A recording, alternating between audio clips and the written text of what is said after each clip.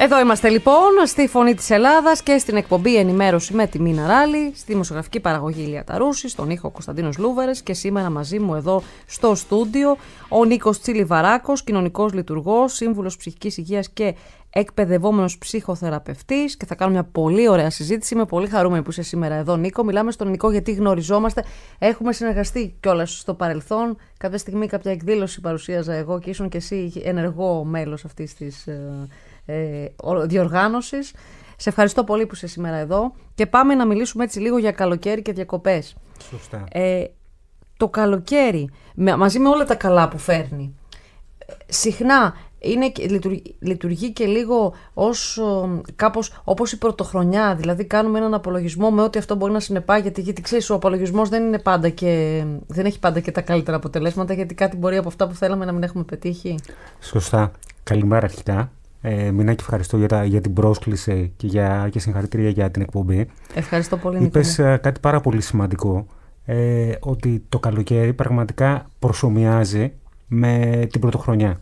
Χωρίς φυσικά να είναι χρονικά η πρωτοχρονιά, ωστόσο κάνουμε τον απολογισμό μας και επαγγελματικά αλλά και συμβολικά. Το καλοκαίρι συμβολίζει ουσιαστικά το κλείσιμο μιας περίοδου. Μια σεζόν, όπως λέμε. Μια σεζόν, ακριβώς. Επομένως, με κάποιο τρόπο, ασυνείδητα συνήθως, μπαίνουμε στη διαδικασία να σκεφτούμε και να τα βάλουμε όλα σε ένα καλάθι του τύπου τι είχαμε επιδιώξει για τη χρονιά που κύλησε και τι στην πραγματικότητα πραγματοποιήθηκε. Αυτό, αν το σκεφτούμε αποκλειστικά σαν απεριοριστική σκέψη, πάρα πολύ εύκολα μπορεί να αγχώσει. Φυσικά, γιατί μπορεί κάποιοι στόχοι να μην επιτεύχθηκαν. Και δεν μιλάμε μόνο για επαγγελματικούς οικονομικούς. Μπορεί κάποιος να μην έχασε τα κιλά που ήθελε, έτσι δεν είναι. Μπορεί να μην είναι σε κάποια σχέση εκείνη την περίοδο και να του έρχεται πιο βαρύ αυτό, να θεωρεί Σωστά. ότι ξεκινάει η καλοκαιρινή περίοδος και δεν έχει με κάποιον να πάει διακοπές. Δηλαδή είναι πολλά που μπορεί να μας προβληματίζουν. Βέβαια, το βασικότερο νομίζω ότι είναι στην εποχή που ζούμε το πόσα χρήματα έχουμε καταφέρει να βγάλουμε μέσα στο χειμώνα για να μπορέσουμε να πάμε διακοπές και να κάνουμε αυτό που θέλουμε. Είναι πάρα πολύ σημαντικό αυτό. Άκουγα πρόσφατα σε μια συζήτηση το πόσο σημαντικό είναι να κάνουμε αποταμίευση. Παρ' όλα αυτά, σε μια εποχή που δεν υπάρχει έλεγχος, γενικότερα, πόσο μάλλον και οικονομικός έλεγχος, γιατί υπάρχουν αρκετές υποχρεώσεις στον καθένα μας, είναι σημαντικό το να μπαίνουμε στη διαδικασία να σκεφτόμαστε τι έχει προτεραιότητα για εμάς. Η ξεκούραση είναι πάρα πολύ σημαντική στις διακοπές. Είναι πάρα πολύ σημαντικό να εστιάσουμε από τι θέλουμε να διακόψουμε. Ναι, γιατί διακοπές σημαίνει διακόπτω κάτι. Από τι θέλουμε να διακόψουμε τελικά και από τι πρέπει να διακόψουμε? Εσύ τι μας συμβουλεύεις, από τι να διακόψουμε? Θα έβγαζα τη λέξη πρέπει, γιατί το πρέπει λειτουργεί πάρα πολύ ορισμένες φορές καθοδηγητικά. Θα εστίαζα στο από τι θέλουμε να διακόψουμε και από τι είμαστε έτοιμοι να διακόψουμε. Συναντάω πολλές φορές ανθρώπους που πηγαίνουν διακοπές και επιστρέφουν από τις διακοπές με ένα αίσθημα απογοήτευσης. Του τύπου ότι αλλιώς είχα φανταστεί τις διακοπές μου, αλλιώς είχα κάνει ένα πλάνο διακοπών και τελικά δεν συνέβη τίποτα από όλα αυτά τα οποία φανταζόμουν. Άρα τι να κάνουμε, να μην έχουμε υψηλές προσδοκίες? Αισθάνομαι ότι αυτό που χρειάζεται να κάνει ο καθένας μας είναι να εστιάσει στο τι πραγματικά τον συνδέει με τη λέξη διακοπές και με τις διακοπές του. Γιατί για κάποιον, ακόμα και το να μην κάνει διακοπές και να παραμείνει στην πόλη του, στην Αθήνα και να βρει έναν τρόπο να το αξιοποιήσει αυτό με κάποιο τρόπο, δεν θα πω στη διαδικασία να πω αν είναι το ιδανικό ή όχι. Μπορεί να συμβεί όμως. Ναι. Υπάρχει τρόπος για να αποσυμπιεστείς, για να πάρεις απόσταση από μια ροή της καθημερινότητας που είναι και πιεστική σε ψυχικό επίπεδο και δύσκολη. Ωστόσο, αυτό που είναι σημαντικό, εφόσον έχουμε τη δυνατότητα να πάμε διακοπές, είναι να μείνουμε στο κομμάτι του τι μας ευχαριστεί πραγματικά. Η ψηλή προσδοκία δεν είναι το να διαβάσεις ένα βιβλίο, άμα σου αρέσει και να πάρεις το χρόνο σου. Η ψηλή προσδοκία δεν είναι το να κάνεις ηλιοθεραπεία. Αυτό είναι κάτι το οποίο μπορεί να είναι απλό και μέσα στην απλότητα βρίσκεται, θεωρώ, και η πραγματική ικανοποίηση. Υψηλή προσδοκία όμως δεν είναι αυτό που κάνουμε πολλοί, που νομίζουμε ότι όλα όσα δεν κάναμε το χειμώνα θα κάνουμε σε 10 μέρες που θα φύγουμε διακοπές? Αυτό φαίνεται σαν υπερεπένδυση σε μια περίοδο που ουσιαστικά είναι 12, 15, 20 μέρες άδειας, Που δεν είναι όμως μόνο αυτό. Γιατί καλοκαίρι δεν είναι μόνο οι ημέρες που θα πάρουμε άδεια από τη δουλειά μας. Καλοκαίρι είναι από τον Ιούνιο μέχρι και τα τέλη Αυγούστου. Επομένως, μπορεί να είναι το να πας μια βόλτα στο πάρκο, το να πας... Πολύ ωραία παρατήρηση, λέει και η αρχισυντάκτριά μας εδώ, η Λία Ιταρούση. Σας ευχαριστώ πολύ. Να μην το εστιάζουμε στις 15 μέρες, γιατί θα απογοητευτούμε και να πούμε ότι έχουμε όλο τον καιρό μπροστά μας. Σαφέστατα. Από μια βόλτα στο πάρκο μέχρι να πας σε ένα θερινό σινεμά, μέχρι να βγάλεις το κατοικίδιο σου βόλτα, μέχρι το να κάτσεις ακόμα και στο γρασίδι και να το απολαύσεις. Και να πούμε και κάτι άλλο, Νίκο. Και αν πηγαίνεις και κάποιες ώρες στη δουλειά σου, που τέλος πάντων εσύ την επέλεξες τη δουλειά σου έτσι κι αλλιώς, μπορείς να σκεφτείς ότι είναι καλοκαίρι και θα κάνω και άλλα πράγματα. Δηλαδή το πρωί θα είμαι στη δουλειά μου και το απόγευμα θα απολαύσω κάποια πράγματα που δεν μπορώ να απολαύσω. Συνήθως ναι, είμαστε πιο ανάλαφροι. Εκείνο φυσικά το οποίο θα ήθελα να θέσω στη συζήτησή μας είναι και το πόσο επηρεαζόμαστε από τα μέσα κοινωνικής δικτύωσης. Αυτά τα social media που μας έχουν καταστρέψει και που. Θα σε ρωτήσω, την έχω ξανακάνει αυτή την ερώτηση. Θα πρέπει τέλος να καταλάβει ο κόσμος ότι ό,τι ανεβάζουν οι υπόλοιποι άνθρωποι, όπως και εμείς, είναι λίγο πιο, να το πούμε, ωρεοποιημένο. Δεν σημαίνει ότι ο Νίκος, επειδή ανέβασε μια φωτογραφία ωραία σε ένα νησί, περνάει τέλεια και το βλέπω εγώ, ας πούμε, και λέω: κοίτα να δεις, ο Νίκος περνάει τέλεια και εγώ δεν περνάω πολύ ωραία. Έτσι δεν είναι? Ακριβώς. Και ούτως ή άλλως η πραγματική ικανοποίηση και η πραγματική ζωή δεν περιέχει φίλτρα, θα χρησιμοποιήσω μεταφορικά. Ούτως ή άλλως ζούμε σε μια εποχή που τα πάντα είναι ψηφιακά, άρα συναντάμε και την ψηφιακή ευτυχία και ψηφιακούς εαυτούς πολλές φορές, και αυτό το οποίο συναντάμε στην πραγματική ζωή σε σχέση με τις περσόνες που επικοινωνούνται στα social media απέχει πάρα πολύ. Είναι πάρα πολύ διαφορετικό. Άρα σε έναν άνθρωπο ο οποίος μπορεί να είναι δύσκολα συναισθηματικά, το να βλέπει συνεχόμενες αναρτήσεις από φίλους του στα social media για το πόσο καλά μπορεί να περνάνε, για το πόσο κοινωνική ζωή μπορεί να έχουν, για το πώς επιλέγουν να διασκεδάζουν, για το που έχουν πάει διακοπές, ναι, σε έναν άνθρωπο που μπορεί να είναι δύσκολα συναισθηματικά, πιθανόν αυτό να είναι ψυχοπιεστικό. Άρα εσύ τι μας συμβουλεύεις να κάνουμε, να διακόψουμε λίγο και από τα social media? Χρειάζεται και αυτή η διακοπή. Συζητούσα πρόσφατα με μια γνωστή μου, η οποία μου έλεγε: έχω βάλει, μου λέει, μια εφαρμογή όπου δεν μου επιτρέπει να ασχολούμαι με τα social media για παραπάνω από μια ώρα. Αυτό που κάνουμε στα παιδιά, ξέρεις, αλλά μπορείς να το κάνεις προφανώς και στον εαυτό σου. Και κάτι άλλο θέλω να σε ρωτήσω. Επειδή όλοι μπαίνουμε στην παγίδα, να αρχίζουμε να ανεβάζουμε κτλ. Είναι και αυτό ένα λάθος, ότι επενδύουμε περισσότερο στο τι θα ανεβάσουμε παρά στο πόσο όμορφα θα περάσουμε? Δεν θέλω να μπω στη διαδικασία να το δαιμονοποιήσω. Το θέμα είναι πόσο συχνά επιλέγουμε να το κάνουμε αυτό. Γιατί εμείς είμαστε χρήστες, δικό μας είναι το μέσο, είναι το προσωπικό μας το προφίλ. Επομένως, και να συμβεί αυτό, αν το θέλουμε, είναι εντάξει. Το θέμα είναι πόσο πραγματικά συμβαίνει, πόσο πολύ συμβαίνει και τι επιδιώκουμε μέσα από μια συνεχόμενη επικοινωνία και δημοσίευση των προσωπικών μας δεδομένων. Γιατί αναρωτιέμαι, αν κάποιος άνθρωπος επιλέγει στις διακοπές του να κάνει αλλεπάλληλες δημοσιεύσεις για το πώς περνάει, εκείνο το οποίο σκέφτομαι είναι πόσο πραγματικά συνδέεται με το γεγονός ότι βρίσκεται σε διακοπές και διακόπτει από κάτι. Δεν διακόπτει από τίποτα. Δεν διακόπτει από τίποτα. Το ίδιο μοτίβο, απλά αλλάζουν τα φίλτρα και οι εικόνες. Και οι εικόνες, ακριβώς. Άρα εσύ, ως σύμβουλος ψυχικής υγείας, σε σχέση με τα social media, τι θα μας έλεγες? Φεύγω εγώ τη Δευτέρα με καλοκαιρινή άδεια. Τι θα μου έλεγες να κάνω σε σχέση με τα social media? Είναι θέμα προσωπικής επιλογής. Ναι. Η συμβουλή σου ποια είναι?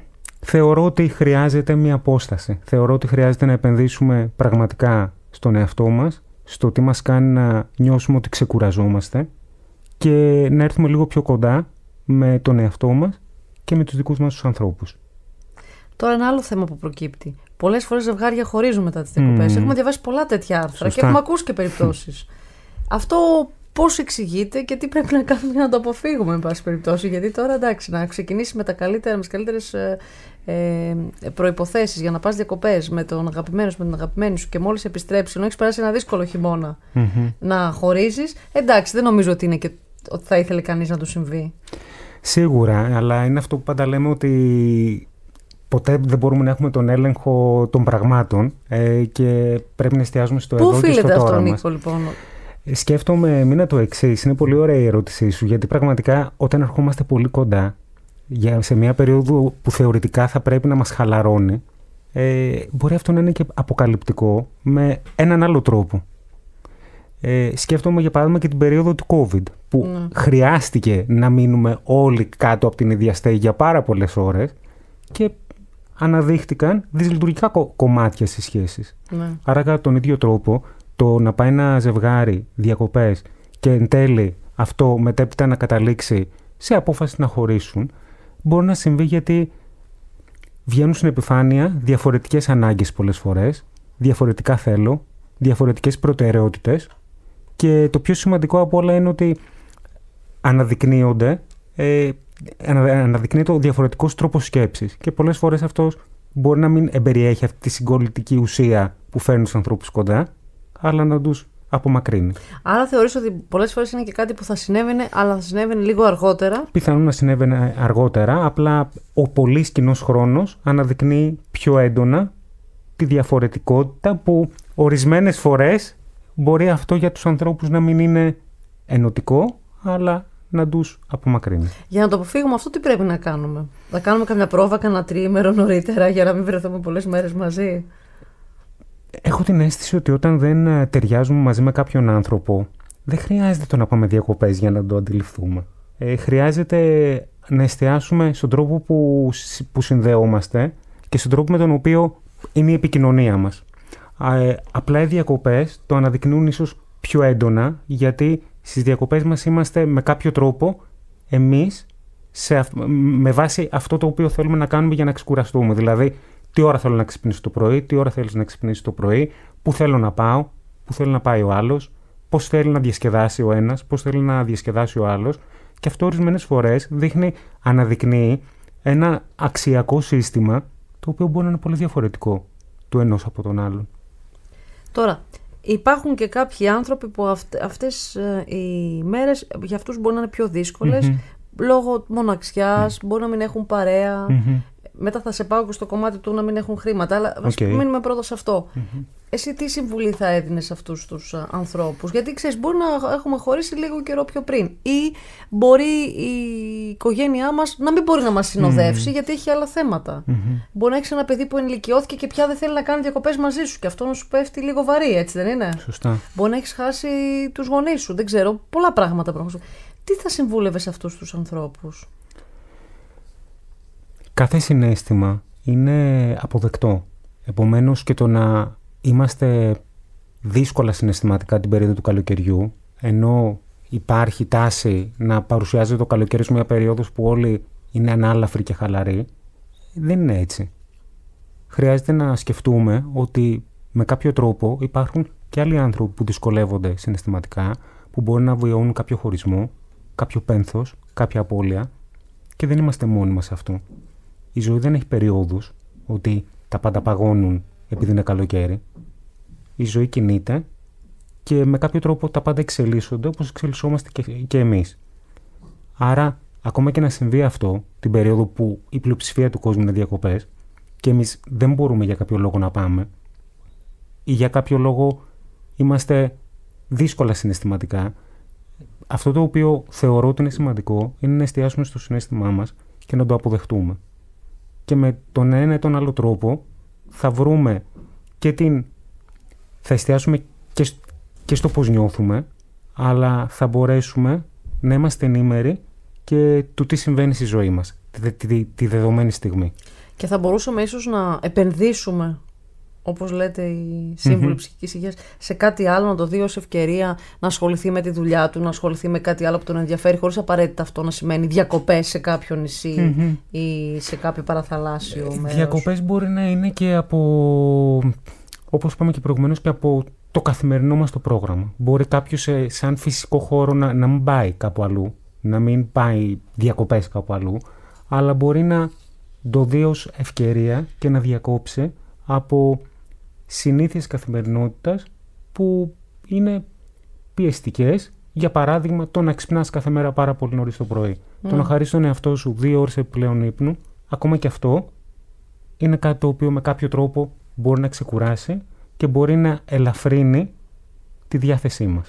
Τώρα, εσύ που μιλάς με πολύ κόσμο, σίγουρα πολλοί άνθρωποι θα σου έχουν πει ότι πιέζονται πολύ αυτές τις μέρες των διακοπών, γιατί δεν έχουν πολλά χρήματα. Και είναι πολλοί άνθρωποι σε αυτή την κατηγορία, έτσι.